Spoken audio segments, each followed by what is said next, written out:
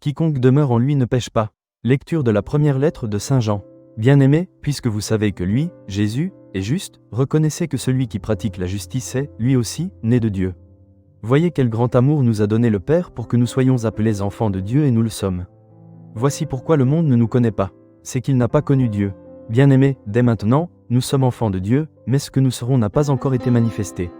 Nous le savons. Quand cela sera manifesté, nous lui serons semblables. Car nous le verrons tel qu'il est. Et quiconque met en lui une telle espérance se rend pur comme lui-même est pur. Qui commet le péché transgresse la loi. Car le péché, c'est la transgression. Or, vous savez que lui, Jésus, s'est manifesté pour enlever les péchés, et qu'il n'y a pas de péché en lui. Quiconque demeure en lui ne pêche pas. Quiconque pêche ne l'a pas vu et ne le connaît pas.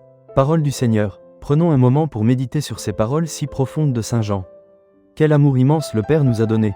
Nous sommes appelés enfants de Dieu, et nous le sommes vraiment. Prenez un instant pour laisser cette vérité résonner en vous. Nous sommes aimés, reconnus, et appelés à une ressemblance divine. Demeurer en lui, c'est vivre dans cette conscience profonde de son amour, de sa présence.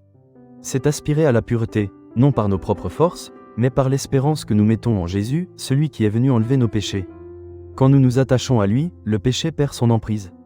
C'est une invitation à la confiance, à nous blottir dans l'amour du Père, à chercher à vivre chaque jour un peu plus comme ses enfants bien-aimés. Aujourd'hui, demandons au Seigneur la grâce de demeurer plus profondément en lui, afin que sa lumière et sa pureté transparaissent en nous. Si cette méditation vous a touché, n'hésitez pas à liker cette vidéo, à vous abonner à la chaîne, et à partager avec vos proches. Que Dieu vous bénisse.